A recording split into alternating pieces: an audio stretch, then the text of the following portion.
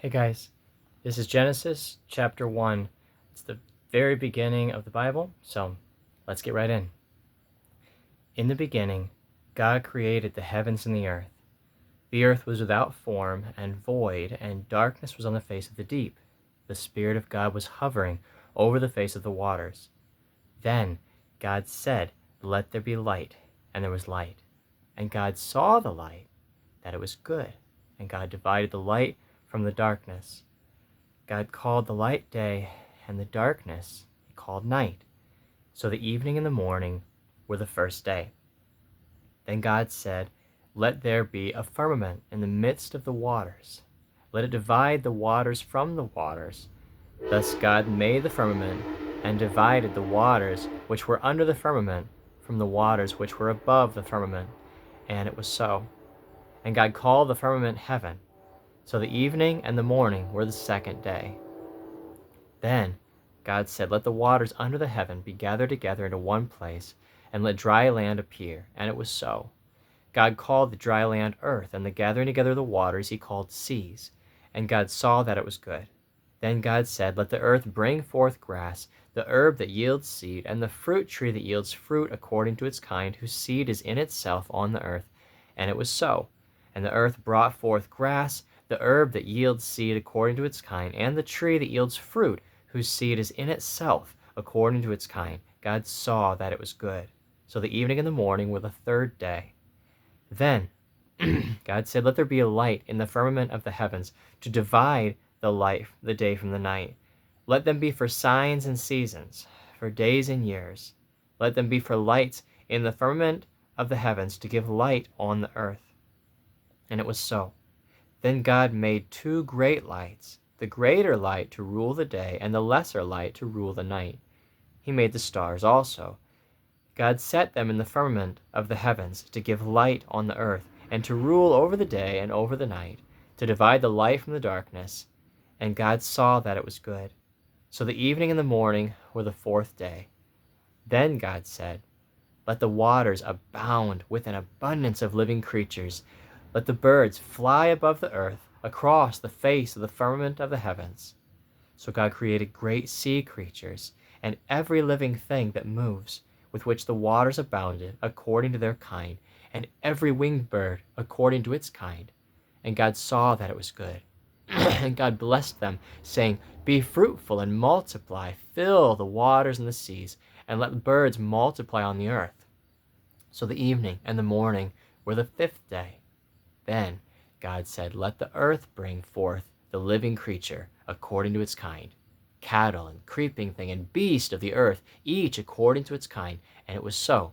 And God made the beast of the earth according to its kind, cattle according to its kind, and everything that creeps on the earth according to its kind. And God saw that it was good. God said, "Let us make man in our image, according to our likeness. Let them have dominion over the fish of the sea, over the birds of the air, over the cattle, over all the earth, and over every creeping thing that creeps on the earth." So God created man in his own image.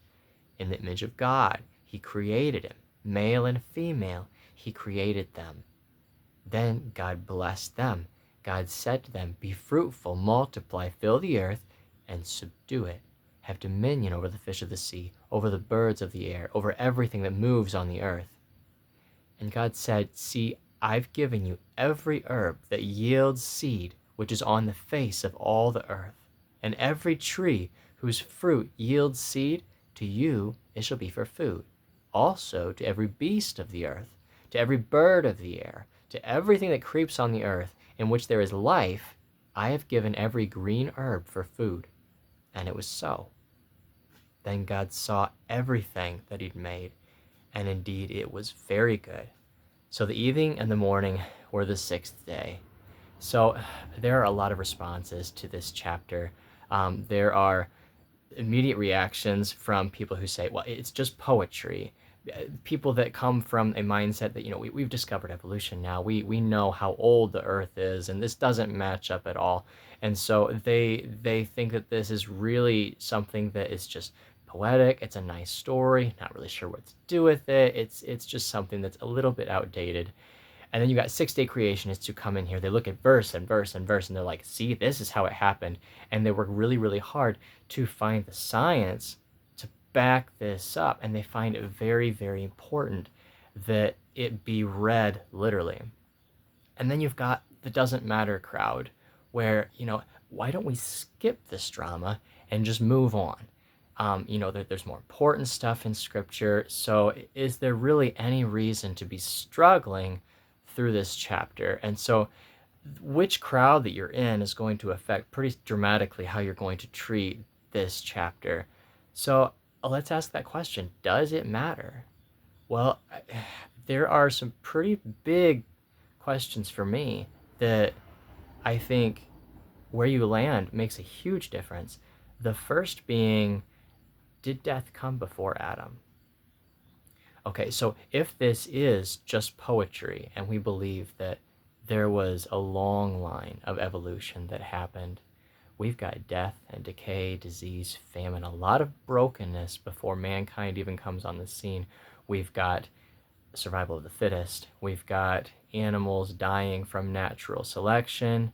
And the only way that progress moves forward is by evil. It's by competition, by battling it out. And the winner, the one who's the strongest and who can defeat the others, is the one who wins out. And there's a series of essentially the most aggressive one making it. And so eventually you've got mankind who arrives at the scene and who is rewarded for this death and decay and disease. This flies so much in the face of this story, even if you want to treat it like an allegory. The whole theme of creation, there's a perfection. And this concept of death coming into the world before Adam makes no sense because, as Paul writes, death came into the world through Adam and sin.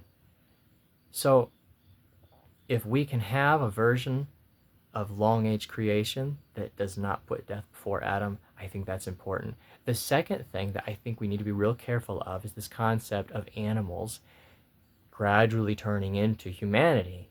That would imply that as we become more evolved and more physically fit, more mentally capable, we become of greater spiritual value. And there's a spectrum there. And at some point, there must have been a mother and a father who produced offspring, and that mother and father were not worthy of God's grace, of God's love, of being the image of God. And all of a sudden, Adam and Eve come on the scene, and because of their greater evolution, God's like, I can work with that. This is a really big problem. For one, there's no respect or honor for mother and father, which in a perfect world there should be. They should have reverence for their mother and father. But what happens if we carry this out? By this definition, we should be of greater spiritual value than Adam and Eve. We are more evolved. God can love us more. We can have greater dominion. We have more of his spirit.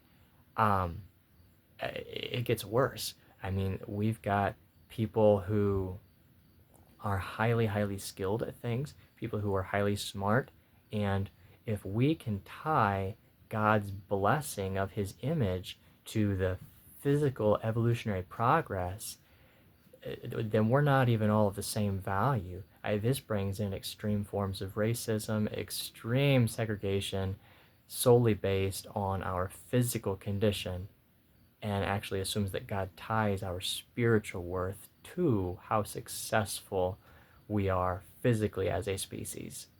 So if we can have a long age creation that complies with those two things, not putting death until after the fall of man and not having animals turning into man, I think we're good.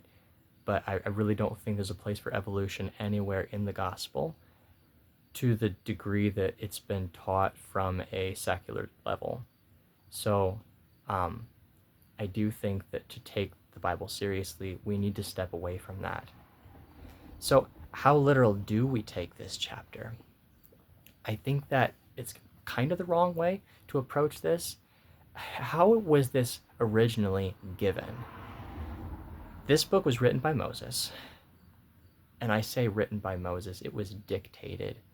So there was no scripture at the time when Moses came on the scene. God called Moses. Moses went to Egypt, and he was told to let God's people out. He was told to tell Pharaoh, let my people go. And God performed signs, wonders, miracles. He performed 10 plagues. Most of us know the story. There were tons of different gods, different options, different demonic activity going on. There were a lot of different, things to choose from. And God showed that he was the only one who was to be taken seriously. He defeated all the gods of the Egyptians. And after the many signs, he led these Hebrews out of Egypt. He led them to a Red Sea, and he divided the waters. The Bible says waters on the left and waters on the right, and they walked through the water on dry ground with walls of water on either side. They get to the other end. Manna falls from the sky, manna being just their word for what is it. It was some kind of a white flaky bread. Water came out of a rock when they struck the rock. They were supernaturally cared for. There is no scientific explanation for this. The world does not do this without God just deciding, okay, here's an exception. I'm going to show who I am. So God starts talking to his people in a way he's never done it before. And he takes Moses up on a mountain. It's got to be Moses.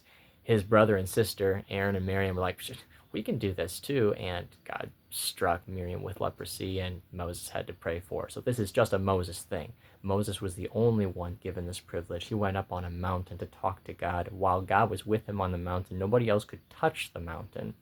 Moses was up there for days and days and days without food, without drink. He was just in the presence of God. When he came down, his face was so bright, people couldn't look at him. He had to put a cloth over his face because people could not bear the residue of God's glory as he was talking to Moses. So Genesis was the first book of the law. This was written by Moses as he was given it on the mountain. These are not man's words, you guys. God used Moses, but you better believe that God said what he needed to say. And when we read this, we need to act as if we are on a mountain in the presence of God, wondering if we're going to survive the glory of what we're reading. This is coming from the mouth of God, and it trumps all of our understanding of science. That this is nothing turning into something, you guys. We do not have the capability as little tiny human people to tell God how he made this happen. If God tells us, let's take it seriously and let's try to understand it at face value. Okay, so we know in Romans, Paul says that since the creation of the world, God's invisible attributes are clearly seen, being understood by things that are made. That's us. Even his eternal power and Godhead, so that we are without excuse. The reason I bring this up is because we have been given evidence without this book, without God speaking to us. Creation has given us enough evidence for us to say, well, yeah, God exists. God is real.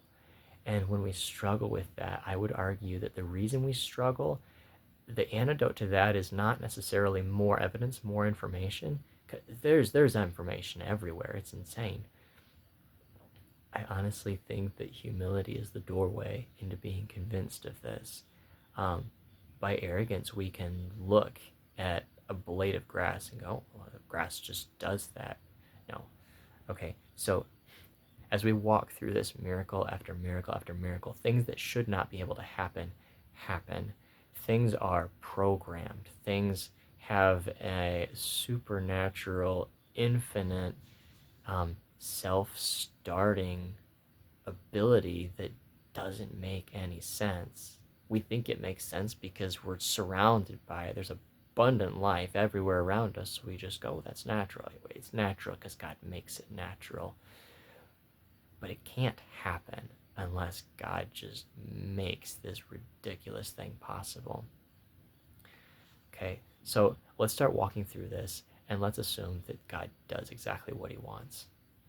Okay, so in the beginning, God. There we go. God is outside of creation. God is independent of creation. The rest of the story is what God does. God created. God did not have to create himself. God doesn't begin. It doesn't say in the beginning God was created. In the beginning God created. God made everything, and he doesn't need it to exist, but he decided to make it exist. And so this whole chapter has nothing to do with what God needs. God is outside of this story. Everything that happens to creation, it's not a threat to him. This is all for the benefit of creation, to creation, because God's good. Okay, so God created the heavens and the earth. Another thing to note, in Hebrew, heavens, there is not a singular form of heavens. There's not a singular form of water. There are certain words that are always written as plural. So if you see heaven or heavens in Scripture, it is hard to know if it's referring to one or two or just the general idea of it. So it's hard to dive too deeply into, oh, that was mentioning one, that was mentioning several, that was mentioning two. Heavens is that's just how it's said in Hebrew. Okay, but he made the heavens and the earth. Now, he talks about the earth. The earth was without form and void. Darkness was on the face of the deep. That's the waters. The Spirit of God was hovering over the water. And then God said, let there be light. It doesn't say where this light is. It doesn't say, if I don't think that we on earth would have been able to see this light. And that sounds strange, but we're going to get there. There's light. Where is this light? Well, the only darkness that we've seen so far is on the surface of the water. So whatever this water is, it doesn't mention it being created, but it's dark. The surface of it is dark. The part that you're meant to see, you can't see. So God creates light, and with this light, it's not just the light that we see, it's the surface of the water. There's a focus on what's going to happen to this, for lack of a better term, water, which, incidentally, is the other word that we cannot have a singular form of in Hebrew. So on day 2, I often think that God creates the water. No, God makes a firmament, which is hard to say. God makes a firmament, and it divides waters from the waters. Well, how does he divide? It explains that. He divides the waters which were above the firmament from the waters which were below the firmament. This firmament is actually the theme that keeps going. So there's things that happen in the waters, there's things that happen on the earth, and there's things that happen in the firmament. And it kind of bounces back and forth through these different just places, I guess. And so this firmament divides the waters from the waters. And the evening and morning is the second day. And then God said, let the waters under the heavens is what God called the firmament. The underwaters, the waters that are underneath the firmament, let them be gathered together into one place and let dry land appear. So here we've got earth, okay? So now we've got firmament, we've got water, we've got earth. God called the dry land earth, the gathering together the water. He called seas. God saw that it was good. And then God said, let the earth bring forth grass. So the earth gets to do this first. The herb that yields seed and the fruit tree that yields fruit according to its kind, whose seed is in itself. This is creation coming out of creation. This is eternal creation. Anybody who says, creation stopped at day 6, there's this eternal creating, this eternal sourcing that makes no sense. It is impossible, but God makes it keep being possible, because that's who God is. It's life. Life is not, gotta be careful saying this, life is not science in the sense that there is no math that says why it should happen. A rock can roll down a hill. Something hot can be mixed with something cold and become warm. That at least has an element of math to it. But you've got oak trees coming out of acorns. You've got fields coming out of a kernel. This isn't math, you guys. This is supernatural. This is God doing what he wants. God took something that didn't exist and made it something that did. And that's not impossible, because we literally are surrounded by it all the time. We just have decided in our pride to say, oh, that's just the way the world works, like we understand it. We don't understand it, you guys. So we've got this phenomenon called life. It just started. Okay, happens to the grass, the herb that yields seed. It's all according to its kind. God saw that it was good. The evening and morning are the third day. Okay, and then God said, let there be lights in the firmament of the heavens. Did you catch that? At this point, there were no lights in the firmament of the heavens. Where is this firmament? We talked about that. There is water above somewhere, there's water below somewhere, and there's a firmament that apparently is not getting light. Where was the light that happened? It was on the surface. And so I guess, I mean, we don't know for sure, but you've got the surface of the water, which was dark, and then light comes, and light hits this surface of the water. Now we know God is creating heavens and the earth. So how this all works out, I don't know. But all of a sudden, this water makes a firmament. There's a firmament here. And apparently, on day 4, as of yet, there is no light in that firmament. There's no light on the earth. We're going to get to that too. The water, the light on day 1, I don't think it's reaching Earth at this point, because God invents light sources in the heavens on day 4. Plants are already in action, but there's no light, which is why scientists go absolutely bonkers trying to explain this stuff. But all of a sudden, you've got the sun, the moon, all of the stars, all of the universe, the solar system, all of that is happening here. Water, and then everything here is universe. That is all on day 4.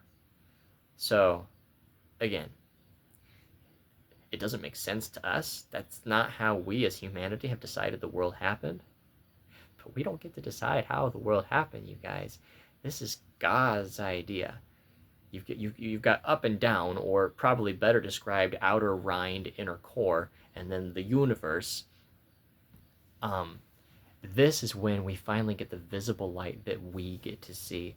It's on day 4. God put these great lights in our sky, the great light to rule the day, so we finally get our own day and night. The greater light to rule the day, the lesser light to rule the night. He made the stars also. He put them in the firmament of the heavens to give light to the earth. Okay, we were not getting light on day 1, 2, and 3. The earth did not have light on it. We were under that upper firmament of water. The evening and the morning were the 4th day. Then God said, let the waters abound with an abundance. A little bit, when it says abound with abundance, that's a lot, you guys. Okay, abound with an abundance of living creatures. Let birds fly above the earth, across the face of the firmament of the heavens. So this is not the first mention of life, but it is the first of a kind of life. It's movement. It has soul. It has value.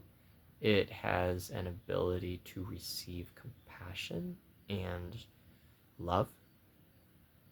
All of a sudden, these creatures are made. Sea creatures, everything that moves, which the waters abounded with, according to their kind. Every winged bird according to its kind. God saw that it was good. God blessed them. It's the first blessing we've got by name, literally. saying, "Be fruitful, multiply, fill the waters and the seas, and let birds multiply on the earth." So the evening and the morning were the fifth day. So we've got life happening in the waters now. Okay, and then God said, "Let the earth bring forth the living creature." So we're on the earth now, according to its kind. Cattle, creeping thing, beast of the earth, each according to its kind. And it was so. God made the beast of the earth according to its kind. And then God says, "Let's make man in our image." Boy, you stare at this stuff, it's like, okay, what in the world is he referring to? Like, are we allowed to say that we're part of the animal kingdom? Are we allowed to say that we're part of the Godhead kingdom? I don't want to blaspheme. I don't want to blaspheme. So, best way I've thought to picture this word image, God makes something in his image, which sounds weird to anyone who knows their 10 commandments, because you've got, you shall have no other gods before me. Do not make for yourselves a graven image or a carved image. Don't make an image. Okay, back up. God makes an image of himself. Why? Well, I would assume because God has now made a physical existence. There is a world, and God actually kind of makes a picture of himself so that the world knows about him. And that picture is us. So even though, all of creation worships God, God made mankind to be the express image of him. And if you don't think that's insanely powerful, Jesus, it's all about Jesus. Jesus came and he was the image of the invisible God. And all of creation freaked out. Like, everything is honoring Jesus, is for Jesus. He is the only one worthy at the end of it all to receive glory and honor. And what did he do? Well, he did a lot of things, but like he is God. He also came to earth, took our punishment, our sin, but he was the image. He was the true image. This plan that God has to make image, Jesus is like, I'm going to do that. He did it. So let's make man in our image according to our likeness. We are meant to show God the way Jesus shows God, except Jesus is God, but he is God and he shows God. That was the plan for us. Not to be Jesus, but to do what Jesus did. We have dominion over the fish of the sea, over the birds of the air, over cattle, every creeping thing. God makes man in his image.